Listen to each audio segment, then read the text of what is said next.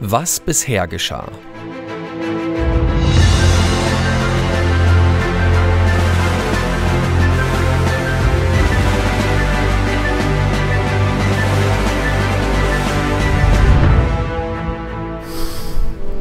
Was für eine frische Luft.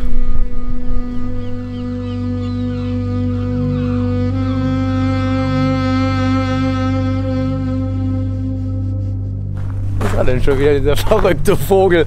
Da gibt es einen Vogel hier auf Island, sowas habe ich noch nie gesehen. Der macht Geräusche wie irgendwie ein Computerspiel.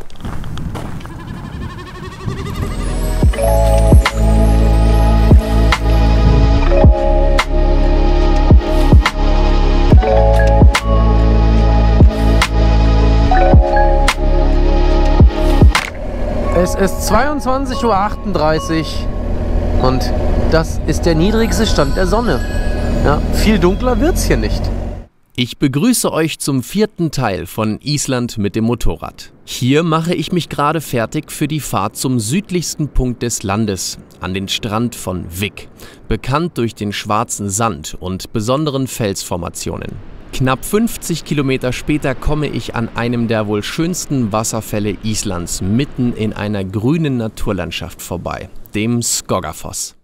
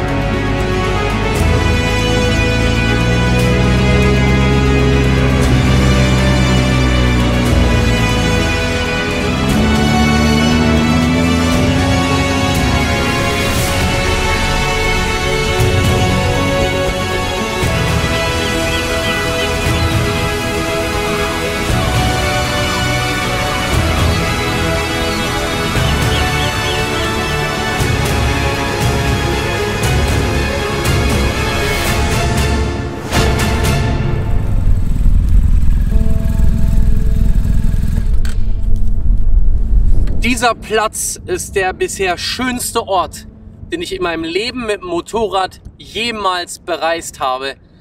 Es lässt mir die Spucke weg, wenn ich hier an den Strand schaue, wenn ich hinter mir gucke, wenn ich diesen einzelnen Felsen dort sehe und ich darf hier einfach mit dem Motorrad hinfahren und es ist unbeschreiblich schön. Wenn ihr Island irgendwann machen solltet, kommt auf jeden Fall an diesen Ort. Es ist atemberaubend. Ich habe noch nie sowas erlebt. Ein unglaublicher Ort. Das erinnert mich gerade so an die Mongolei. Einfach irgendeine Spur finden. Das Problem ist ja nicht unbedingt der Sand, aber das schwere Bike wieder hochzuheben. Oh, jetzt kommt auch noch die Sonne raus. Bist du verrückt. Schaut euch mal diesen Ort an. Ach, da ist eine Höhle. Wow, mitten im Nirgendwo.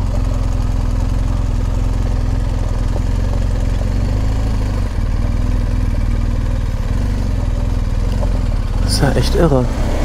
Oh, ist das hier schon wieder so mega sandig? Jo. Komm schon. Oh.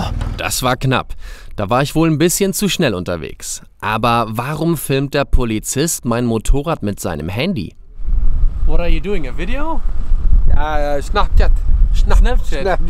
Eine blau-grüne GS hat er vorher noch nie gesehen und das muss er erstmal mit den Kollegen teilen. Sie können während der Fahrt nach vorne und nach hinten lasern, haben immer alles auf Video und sie ziehen Biker, also sagt er zumindest, sie ziehen Biker nur raus, naja, wenn sie deutlich drüber sind. So, mein Navi hat sich mal wieder gemeldet und gesagt, Junge, bieg mal rechts ab, weg von der Hauptstraße.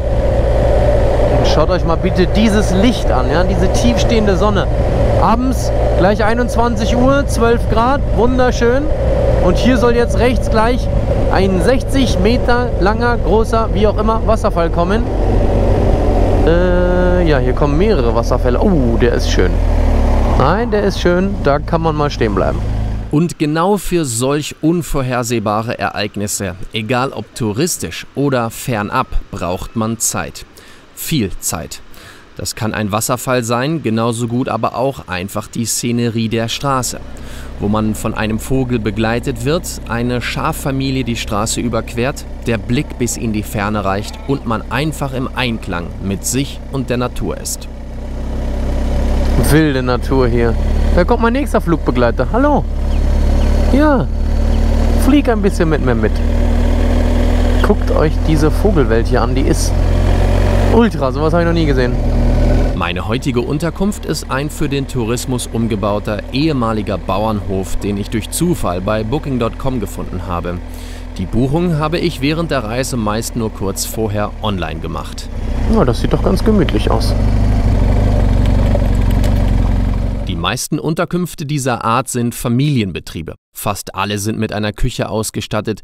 Die Zimmer sind einfach, teilweise modern, aber während meiner gesamten Reise immer sauber und in diesem Fall mit 63 € pro Nacht inklusive Frühstück gar nicht mal so teuer. Wusstet ihr schon, dass es in meinem Online-Shop die komplette Islandreise mit bis zu 5000 ausgearbeiteten Tourenkilometern, Infos zu mehr als 15 besonderen Wasserfällen, 5 Vulkane, zusätzlich 30 Wegpunkte für interessante Orte, 10 Restaurants und 14 Übernachtungsempfehlungen gibt? Mit meiner Kamera in der Hand dokumentiere ich jeden Schritt, wodurch ich auch dem Besitzer am nächsten Tag beim Frühstück auffalle und er mir daraufhin etwas Besonderes zeigen möchte. Where are we going? To meet Ellert, Ellert? my horse. Your horse. And we drive with this big car? Yes. My name is Baldur Ederson, and we are here in the middle of the south coast, probably the best place in Iceland, because here we have everything. The best place everywhere is just 30 minutes around. I heard that it's forbidden to import horses, right? Yes, it's forbidden Why is it so? because we not want the disease from other countries, because we not have so much sickness in horse. And also, I guess, with other animals, like Yeah, all of them. dogs and everything. Yeah, you can bring dog, but he need to be in some Quarantine. guarantee in 3 months, I think. Angekommen an seiner Pferdekoppel, dessen Fläche bis zum Horizont reicht, erwartet uns Ellert. Ellert ist das bekannteste Islandpferd und über ihn wurde schon in der ganzen Welt berichtet.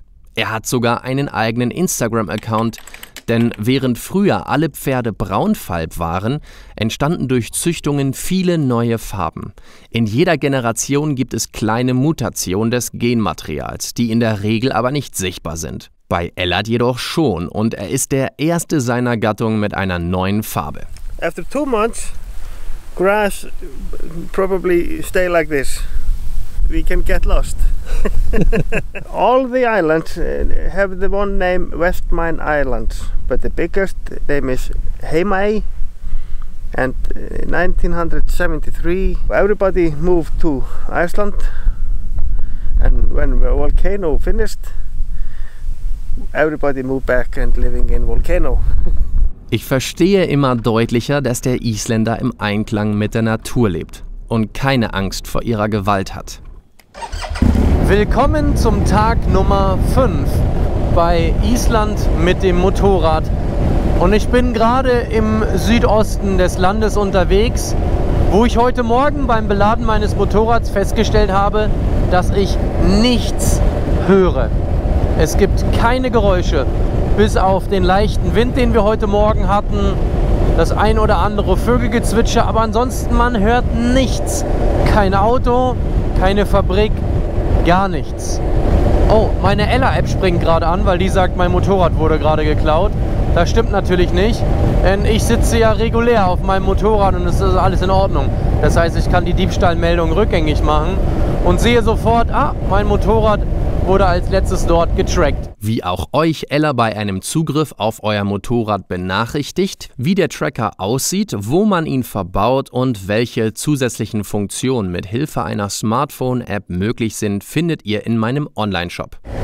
Oh, endlich mal eine schöne Kurve hier. Oh, noch eine. Haha, geil. Island ist nicht so das Kurven-Eldorado, aber hier im Süden habe ich endlich mal eine Stelle gefunden, wo es auch 2, 3 Kurvenkombinationen gibt.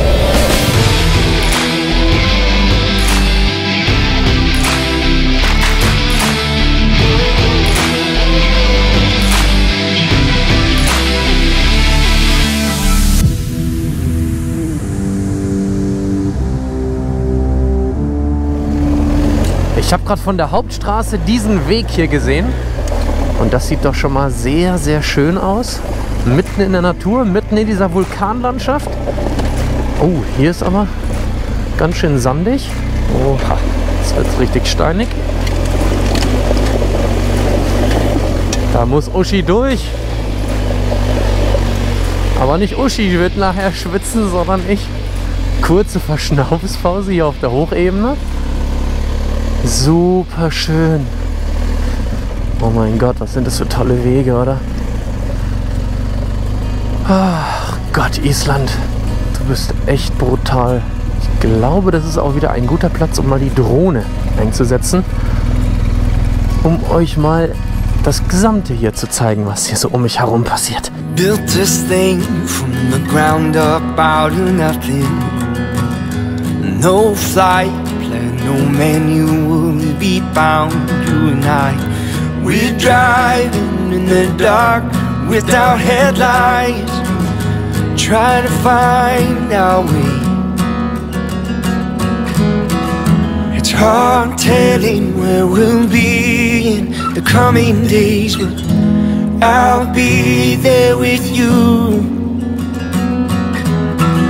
It's hard telling where we'll be in the coming days, but I'll be there with you. I'll be here with you.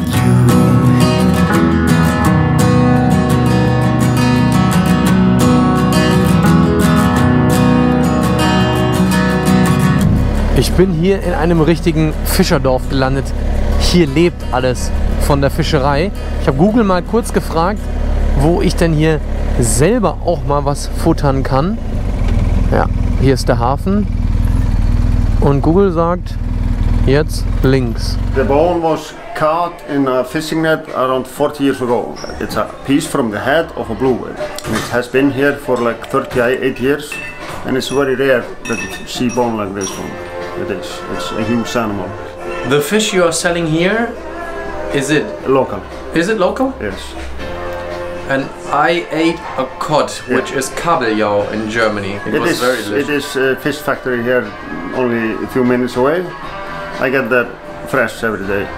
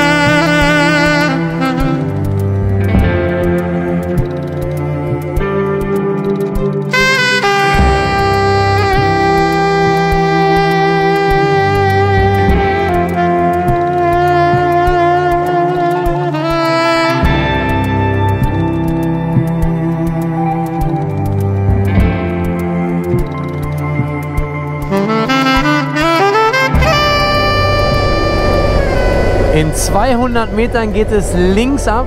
Diese Straße vor mir ist einfach wunderschön. Und ich möchte sie aufnehmen. Aber diesmal nicht nur aus einer Perspektive, weil Perspektiven geben so ein bisschen das Salz in die Filmsuppe. Kamera 1, check.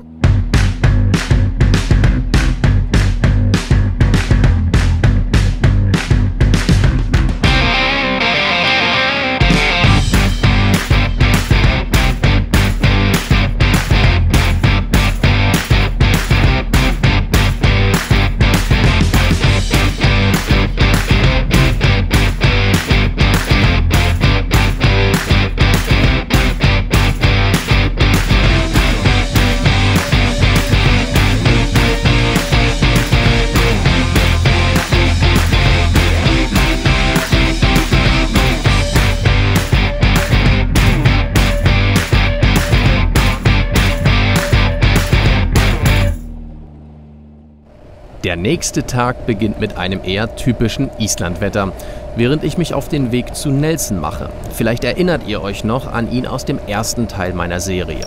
Darf ich vorstellen, das ist Nelson.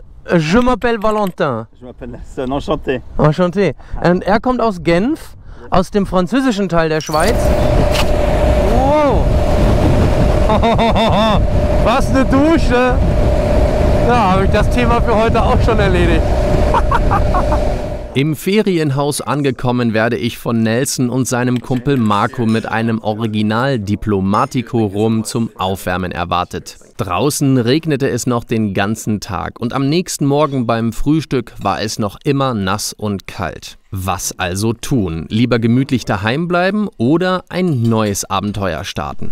Das Wetter ist zwar immer noch nicht richtig gut, aber es wechselt andauernd zwischen trocken, Sonne, Regen. Und deswegen wagen wir es jetzt doch, loszufahren. Herzlich willkommen im Hochland Islands. Schaut euch mal diese Ebene an. Das ist mein erster Start in diese Region Islands. Hier lebt kein Mensch mehr. Nelson sitzt hinter mir im PKW.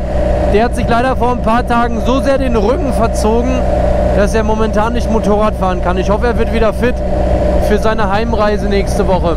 Ich melde mich gleich nochmal wieder, und zwar genau in 5 Kilometern, wenn wir hier rechts abbiegen in Richtung Offroad. Die Straße zum Glück. Ja, denn hier sind nur besondere Fahrzeuge zugelassen. Normale PKW, nein. 4x4 Fahrzeuge und Offroad-Fahrzeuge, ja. Bei dem möchte ich nicht drin gesessen sein. Dem Fahrer da drin und den Passagieren, denen geht es wahrscheinlich nicht so gut. Hier das Schweizer Team um Nelson. Sie gucken jetzt auf der Karte, wo es für sie weiter lang geht, weil mit dem Mietwagen hier weiterzufahren ist nicht so gut. Wir sind jetzt gerade an dieser Stelle. Und hier seht ihr, geht die Straße, und wo ein V kommt, ist eine Wasserdurchfahrt. Offroad-Abenteuer, hier geht's los.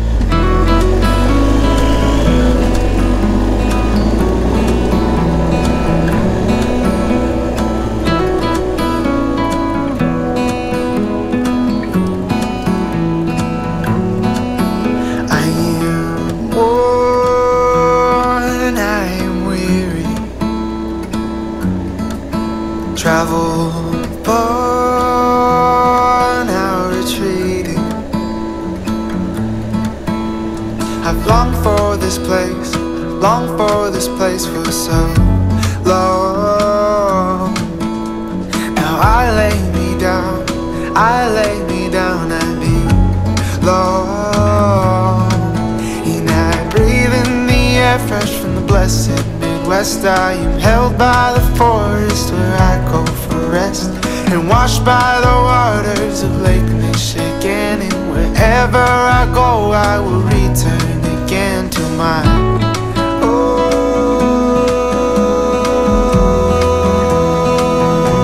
the blessed Midwest.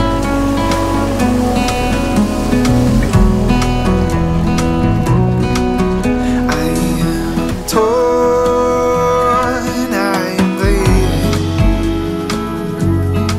See many souls, many holy.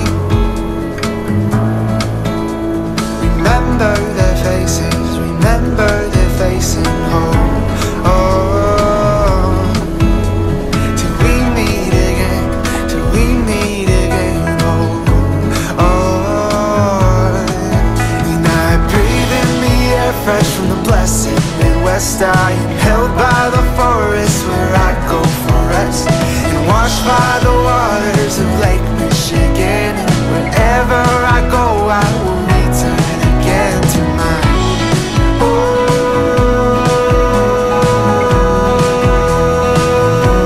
the blessed Midwest, the blessed Midwest.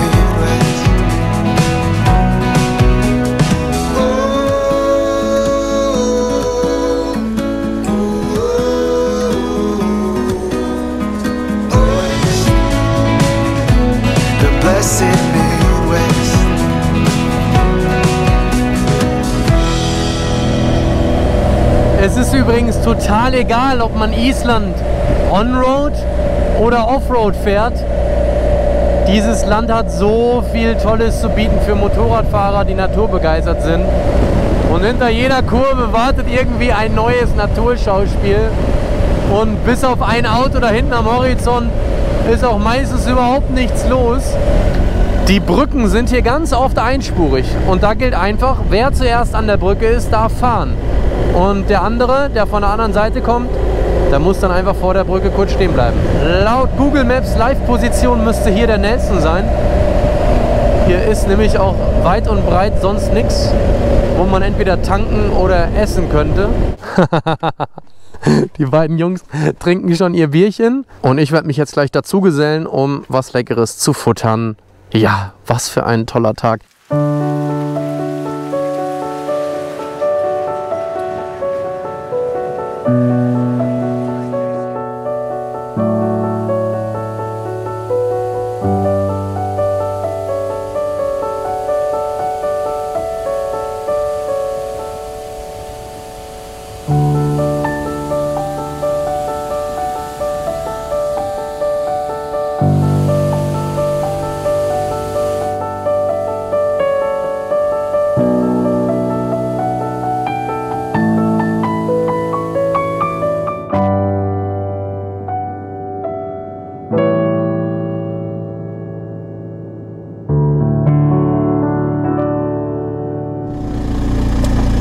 Ja, und hier ist Nelsons Ferienhaus für die nächsten Tage. Ich durfte 2 Nächte insgesamt dann hier übernachten.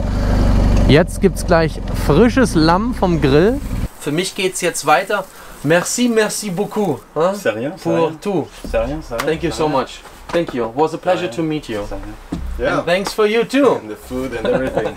Yes. So it's so nice to meet you. Nice to meet you too. Thank you. Und es sind immer wieder diese Begegnungen mit eigentlich Wildfremden, die dann zu Freunden werden, die dann einen zu sich nach Hause einladen und dessen Mücken mich auf der Veranda gerade killen. Aber das gibt es hier ganz viel, diese kleinen schwarzen Mücken, die stechen nicht, aber die nerven unheimlich. Deswegen hören wir jetzt auf. Die beiden fahren jetzt weiter, Sightseeing-Tour. Ich setze mich an den Computer und schneide die erste Episode fertig. Ja, genau so sieht's aus. Okay, merci beaucoup, au revoir. Ja, au revoir. Bye, bye. Und so geht's in der nächsten Folge weiter. Übrigens, unter walleontour.com findest du viele weitere Videos, Fotos, GPS-Downloads und auch Teile für dein Motorrad in meinem Online-Shop. Du möchtest noch näher am Geschehen dran sein und mich gleichzeitig bei meiner Reise um die Welt unterstützen? Dann werde jetzt Premium-Mitglied. Bis bald, dein Walle.